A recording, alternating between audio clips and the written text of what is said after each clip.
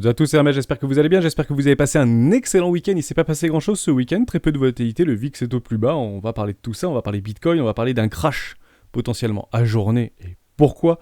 Beaucoup, notamment sur les réseaux sociaux, et beaucoup d'opérateurs de marché et de banques systémiques revoient leurs objectifs de fin d'année à la baisse. On va en parler très rapidement. La Fed, qui va intervenir plusieurs fois cette semaine, je crois 2 ou 3 fois cette semaine, donc c'est pas Jérôme Powell, mais plusieurs discours de plusieurs Fed au niveau des États-Unis qui vont intervenir, plusieurs gouverneurs. Également Christine Lagarde qui va intervenir 3 ou 4 fois également cette semaine. Bon, allez savoir, peut-être nous parler de tout ça, on sera vigilant. Je ne pense pas que ce soit des catalyseurs de marché, puisque le prochain gros catalyseur du marché, ce sera l'emploi et le CPI du 13 octobre prochain. On en parle maintenant. Avant de commencer, je vous invite toujours à rejoindre le Discord des rois du marché. Vous trouverez le lien dans la description, dans l'onglet documentation. Vous y trouverez une documentation qui s'appelle la stratégie des 4 rois. N'hésitez pas à l'utiliser, vous en imprégnez, vous en inspirez pour vous aussi trouver votre propre style d'investissement, que ce soit sur le court, moyen ou long terme. Avant de parler de Bitcoin, j'aimerais juste vous diriger vers Twitter, puisque ça m'a fait sourire. J'ai partagé ça ce week-end. Je me suis dit, mince, ils sont vraiment pas au niveau toujours de vous savez, de la psychologie ambiante, etc. Les réseaux sociaux sont très, très, très puissants et très pertinents. Et je me suis dit, tiens, je vais partager ça. Un peu limite ce sondage. Vincent Dom, je ne connais pas du tout cette personne. Donc après, je suis parti un petit peu me renseigner et puis ça m'a permis de me faire une idée finalement. Je vous en parlerai, je n'ai rien contre cette personne. Je suis sûr qu'il est très intelligent et très intéressant à entendre, à écouter et à lire. Est-ce que tu penses que Bitcoin ne peut descendre à 15 000 $? Non ? Oui. Donc je me dis, un petit peu limite, c'est beaucoup plus facile de mettre un petit like sur Twitter plutôt que de mettre un commentaire. Bon, n'allons pas chercher plus loin.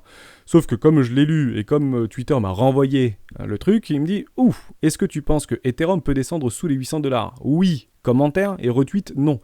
Mince. Parce que là, c'est quand même plus facile de faire un retweet que de mettre un commentaire. Donc je me dis, on va aller chercher un tout petit peu plus loin. Ah, bah allons-y, en réalité, sur ce personnage-là. J'ai vu en fait très rapidement qu'il était plutôt baissier. Donc quand un influenceur est baissier, généralement, la communauté ou sa communauté, on a souvent des communautés qui nous ressemblent, est plutôt baissière. Et c'est vrai qu'il parle un peu crûment. Encore un qui dit que c'est la fin du bear market, entre guillemets. Donc il casse un petit peu du sucre sur les personnes qui pensent qu'on peut avoir éventuellement des retournements ou des arrachements aussi relativement forts par rapport à des indicateurs techniques qu'on trouve de partout sur Internet ou de partout sur des sites spécialisés ou moins spécialisés. Donc ok, il n'est pas trop dans une reprise au ciel, etc. Et on peut aller voir en réalité ce qui fait ce bonhomme-là. En fait, cette personne-là, elle est entrepreneur, digital crypto et fondateur de coinnews.fr. Ok, bah allons voir coinnews.fr. Donc je suis parti voir très rapidement coinnews.fr. Et tout de suite, ça doit en réalité dans notre esprit faire « Waouh ». Pourquoi ? Parce que depuis 2001, et depuis l'attaque du World Trade Center, des tours jumelles, il y a quelque chose qui s'est passé, il y a eu un avant et un après. C'était quoi ce avant et ce après ? En réalité, c'est que les news, les mauvaises news, où la peur fait beaucoup mieux vendre que le bonheur, etc., des fameux 30 Glorieux et tout ce que vous voulez.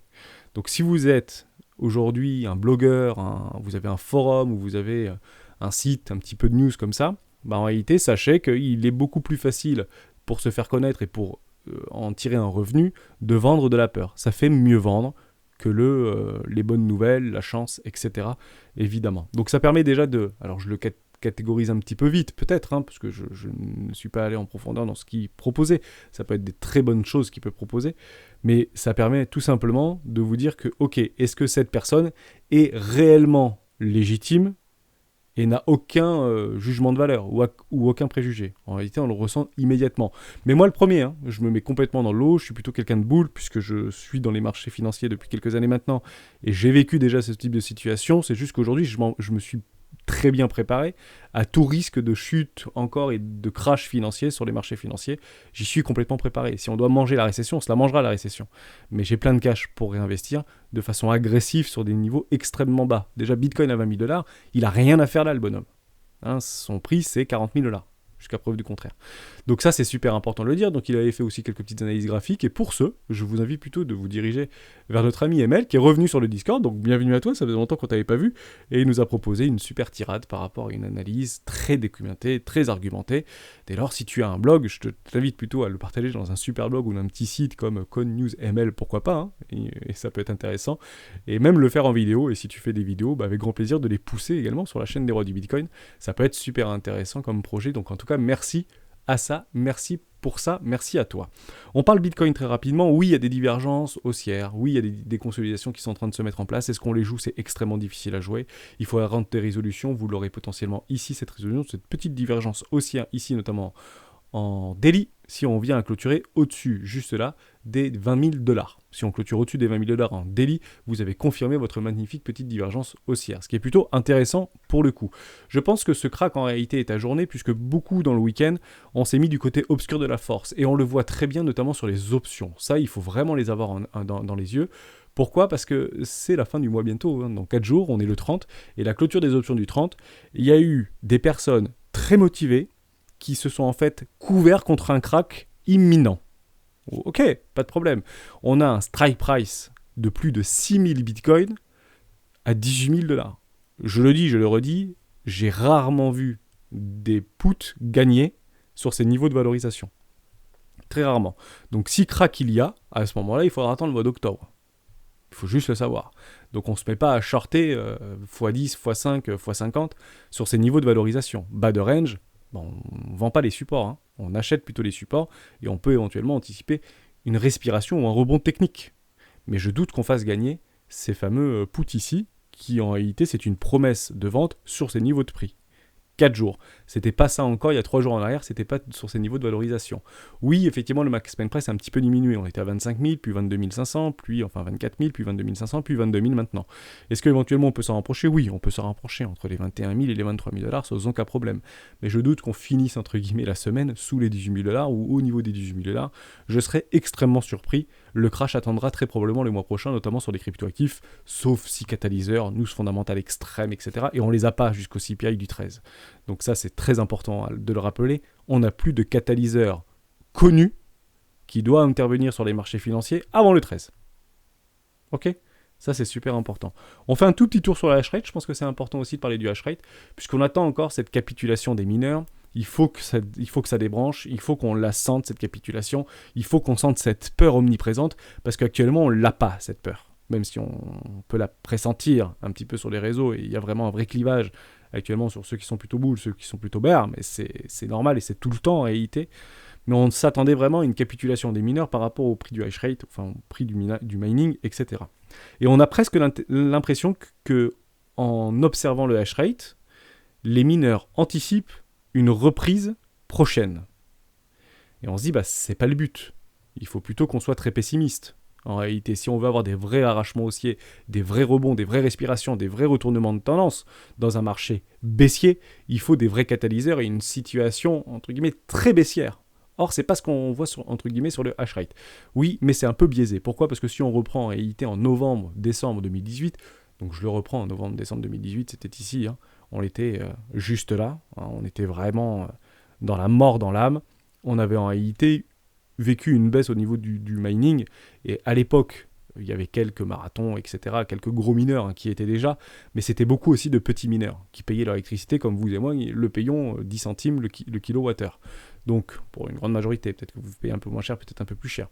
Mais dans l'idée, c'est à peu près ça. Donc ici, beaucoup de petits ont débranché, parce que c'était terminé, ils avaient d'ailleurs débranché avant, et c'est les gros qui ont commencé à comprendre un petit peu l'idée du Bitcoin et le narratif du Bitcoin pour pouvoir acheter par milliers des cartes graphiques, par milliers des ASICs, par milliers, et construire des fermes de minage.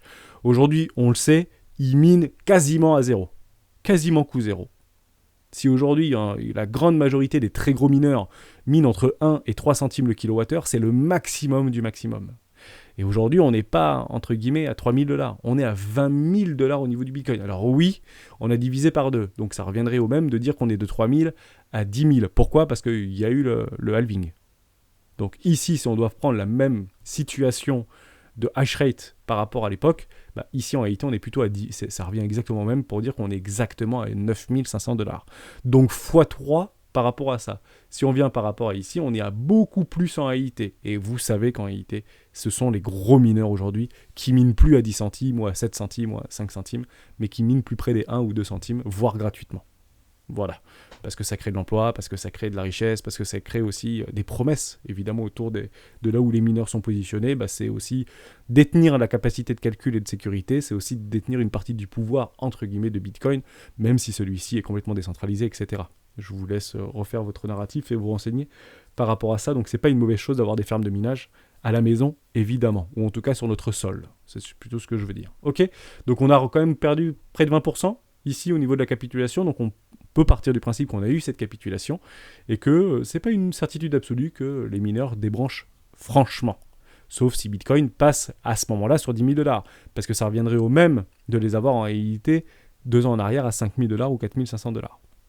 Et encore une fois, je pense que les mineurs continueront à miner et à sécuriter le réseau. Je pense pas qu'il y aura un décrochage extrêmement violent au niveau du mining. Parce que tous les petits sont partis déjà, en 2020 et en 2018. Tout simplement. Donc on est beaucoup moins, je pense. Posez-moi, si vous êtes mineur, dites-moi si vous continuez à miner du Bitcoin, et je parle bien de Bitcoin, par rapport à Ethereum, ou maintenant Ethereum classique, ou Ethereum Proof of Work, ou d'autres cryptoactifs, comme le Flux par exemple, le Flux ou d'autres cryptos, que vous pouvez éventuellement, par rapport à un potentiel, bien évidemment, de gains sur le futur plus ou moins proche. Ça, c'était très très important. On a parlé de tout ça. Malheureusement, avant de rentrer technique, et je finirai sur la technique, mais j'avais aussi de vous dire ça, c'est que les bonnes nouvelles pour les marchés seront des mauvaises nouvelles pour le public. C'est comme ça, il faut se le dire. Il y a 2 mauvaises nouvelles qui pourraient intervenir pour le public, qui seraient des bonnes nouvelles pour le marché financier. C'est 1, l'augmentation du chômage. Il faut le savoir, il faut le comprendre. Aujourd'hui, vous avez un taux de chômage, notamment aux États-Unis, et malheureusement en France qui augmente et en Europe qui augmente. Actuellement 3,7%. On ne va pas re-rentrer dans le détail. C'est peut-être beaucoup plus par rapport à des personnes qui ne sont plus en activité mais en droit de travailler. Mais c'est les informations qu'on a, donc il faut les utiliser puisque tout le monde les voit. On reprend toujours le même narratif, évidemment. Si vous avez en fait ici, par rapport au consensus, donc ce sera le 7 octobre prochain, vous avez 3,7 de consensus. Si vous avez un 4,1, en fait ce sera bon pour le marché. Ça permettrait finalement d'envoyer un message à la Fed pour dire attention, le chômage remonte, c'est pas bon pour les élections, et mi-mandat, etc., et fin de mandat également. Donc il y aura un vrai bras de fer entre Biden et la Fed. Donc peut-être la possibilité pour la Fed de ne pas aller jusqu'au bout de ce qu'elle avait prévu et de rebaisser potentiellement, ou en tout cas d'être plus favorisante vis-à-vis de ces taux et du crédit. Parce que si pas de crédit, ou en tout cas des crédits chers, donc pas de crédit, égale pas d'investissement, égale pas de recrutement. C'est toujours la même chose. Nous sommes dans un monde capitaliste, évidemment. Donc on a besoin du crédit, et les États-Unis bien plus qu'ailleurs. Bien plus qu'ailleurs. Donc les mauvaises nouvelles pour l'emploi seront des bonnes nouvelles pour le marché. Deuxième chose, c'est aussi au niveau des matières premières. Ça, on peut leur prendre ensemble très rapidement, de façon très disciplinée. Vous avez encore une fois une dépréciation, une chute au niveau de l'UK Wall. Le Brent, c'est la même chose. On passe quasiment sous les 85. On s'installe sous les 90 et on clôture sous les 90. Donc c'est pas bon pour le marché. Pourquoi ? Parce qu'on est en train de pricer la récession. Bah oui, s'il y a une récession, donc moins de demande, donc augmentation du chômage, donc moins de ventes, donc moins besoin d'énergie. Tout n'est qu'énergie. Le PIB, c'est de l'énergie. Donc les matières premières sont des vrais catalyseurs de tendance. Si vous avez une diminution et un décrochage au niveau des matières premières, automatiquement, c'est qu'on est en train que le marché anticipe et tente de pricer une récession. Plus ou moins violente, certes, mais price une récession. Ça, c'est quelque chose à bien prendre en compte. Si, au contraire, vous avez une réaugmentation, ce ne sera pas bon pour nous et pour notre porte-monnaie, je ne dis pas complètement le contraire, mais ce sera bon pour le marché. Pourquoi ? Parce qu'en fait, le marché price une reprise, notamment sur les contrats futurs, etc., et sur les rewards. Et évidemment. Donc si on continue à avoir ceci, et on l'avait dit ensemble, les récessions et les crises et les cracks, c'est quoi ? Augmentation du chômage, diminution des matières premières. Le premier qui prend, c'est la diminution des matières premières. Bienvenue, nous y sommes. On l'avait bien vu ensemble, c'était une espèce de forme de distribution ici. On pouvait revenir un peu plus haut, mais pour l'instant, on continue à écraser. Les marchés financiers écrasent Bitcoin, écrasent le S&P 500, écrasent le Nasdaq, écrasent. Ça, c'est le catalyseur. On price en réalité potentiellement la récession, qui n'arrivera pas demain. Mais l'Angleterre vient de le dire, l'Europe va probablement y rentrer, on ne sera pas sur les 1% de croissance, on sera peut-être à moins 0,1 pour le coup en Europe d'ici le 4e trimestre, donc c'est pas très très bon en tout cas tout ce qu'on est en train de voir. Et vous avez également les chiffres du PIB fin de mois, ce sera le 30 ou le 29 me semble-t-il, je ne sais plus du tout. Vous avez le PIB américain, je ne sais plus si c'est le 29 ou le 30. Bon, je ne sais plus du tout. Bref. En tout cas, c'est très bientôt au niveau du PIB américain. On le regardera à la fin du mois, évidemment. Logiquement, il n'y aura pas trop de surprises par rapport à celui-ci. Ce sera plutôt peut-être à partir du mois prochain. Est-ce qu'on est toujours sur ce retrait de dossier, même si on a vécu 2 trimestres consécutifs en négatif ? Est-ce que le 3e trimestre sera aussi en négatif, mais moins en négatif que le précédent ? Je crois qu'actuellement, on est à moins 0,6, me semble-t-il. Je ne sais plus, je dis peut-être une bêtise, il faudra regarder et le vérifier. On se dira demain ou directement dans les commentaires ou sur le Discord, évidemment. Voilà pour ça. J'ai fait vraiment tout le tour. Au moins, vous avez toute la panoplie. Je pense vraiment que ce crack, s'il doit avoir lieu, est avorté et repoussé. évidemment, et on fait très rapidement. Au niveau de Bitcoin, vous avez quoi? Un petit triangle de contraction, bon, on ne se ment pas, hein. Il est là, le triangle de contraction. Est-ce que ça va aller au nord? Est-ce que ça va aller au sud? On tente de faire un breakout au moment où je vous parle, c'est plutôt intéressant. Peut-être un fake out, pourquoi pas. Généralement, vous avez une toute petite longueur d'avance si vous suivez la tendance. La tendance, malheureusement, est baissière. Jusqu'à preuve du contraire, on fait des creux toujours plus bas que les précédents et des hauts toujours plus bas que les précédents. Généralement, la résolution de ces triangles de contraction, c'est on suit la tendance. Pourquoi? Parce que la tendance est votre ami. Dès lors, vous pouvez aller chercher des objectifs, je pense qu'ils nous renvoient pas trop mal au niveau des 17 000 $. Je vais prendre ici mon top par rapport au discours de la Fed. Vous allez chercher juste ici, potentiellement un crack ou un petit peu plus bas, mais voilà, 16 750, 850, 950, voilà. 17 000 $, c'est l'objectif de ce triangle de contraction. Si vous le prenez en haut, on peut le prendre, je sais pas moi, par là à peu près, si on est en train de le breaker tout doucement. J'en sais rien. On avait un objectif à 21 170 $. Voilà, 21 000 $, donc on triche un peu, on va se le prendre ici. Bizarrement, 21 170 $. C'est l'objectif d'Hermès qui avait donné, vous êtes plusieurs à avoir donné des confluences dans ce sens-là, et qui serait où? On ne se ment jamais chez les rois, bien évidemment. Vous trissez votre petite Fibonacci, et vous allez chercher une zone de rechargement de vente logique, bizarrement, entre les 618 et les 686, comme c'est bizarre. Voilà, le fruit du hasard, évidemment. Ça, j'ai plus rien à vous dire puisque ça n'a pas du tout changé par rapport à précédemment. Vous avez quand même des divergences qui pourraient éventuellement être confirmées juste ici. On ne les voit pas, c'était sur mon autre charte. Juste ici, oui, je vais les dire parce que j'avais répondu à un commentaire dans ce sens-là. Il y a beaucoup de divergences, c'est pas du tout tous les trucs sont bears, etc. Non, tout n'est pas bear, mais rien de boule, dans le sens où en réalité on attend vraiment des confirmations. Même si vous avez des jolies divergences qui se mettent en 1 heure, en 4 heures, en 10 minutes, en 15 minutes, etc., ça ne prouve pas des retournements de tendance. Les divergences n'ont jamais en réalité annoncé des retournements de tendance. Jamais. Donc c'est toujours en réalité de la consolidation, dans le but d'avoir une directionnelle et un breakout.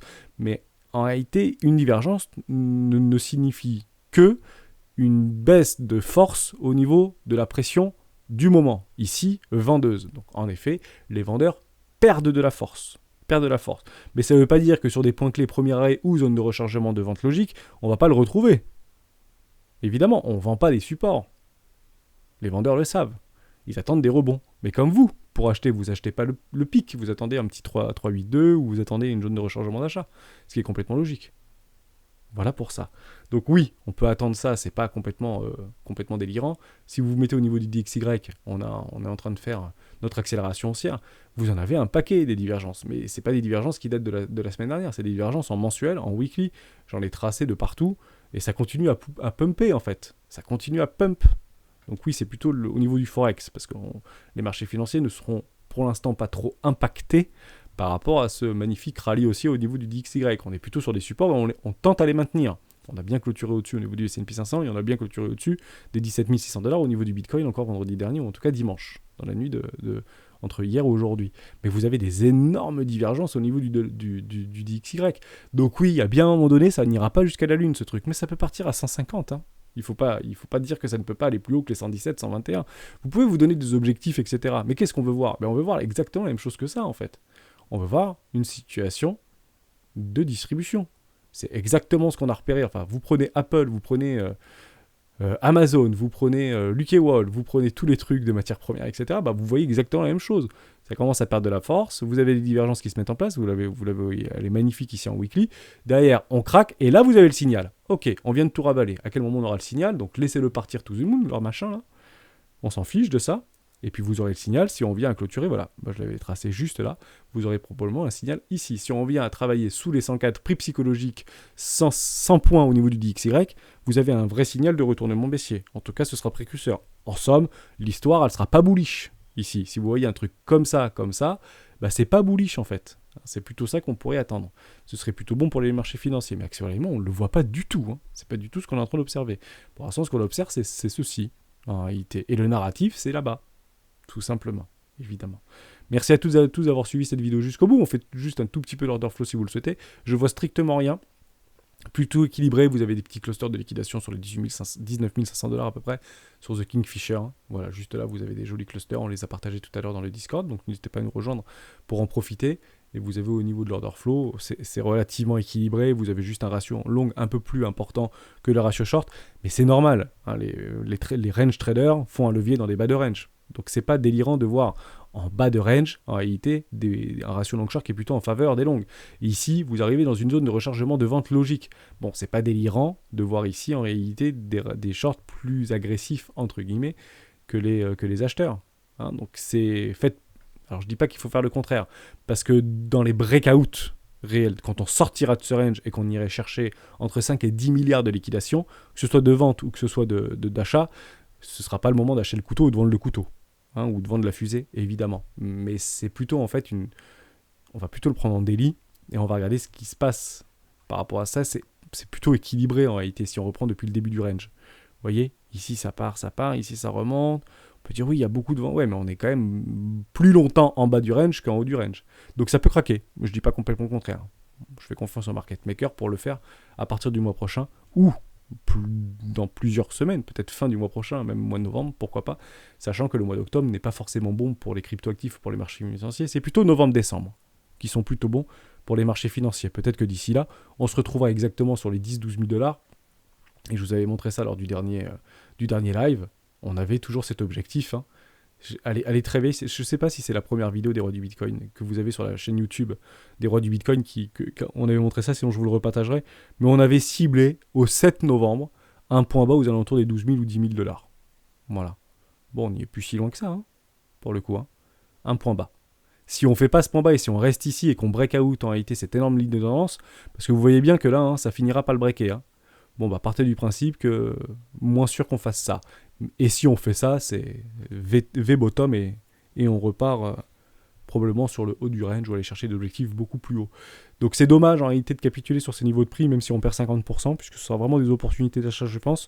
Mais toujours pareil, on n'achète pas le couteau et on attend des toutes petites consolidations comme ceci, elles viendront bien évidemment, et vous allez voir que si les marchés, alors si Bitcoin craque, les marchés financiers craquent, hein, je ne pense pas que Bitcoin va faire cavalier seul pour le coup, donc si on se retrouve en dessous des 3000 points sur le S&P 500, la Fed devrait intervenir, et c'est au moment où on entendra les premiers prémices de desserrage de vis par rapport à la Fed, qu'on pourra se dire, ok, attendez les structures et on y va, quoi. C'est plutôt là.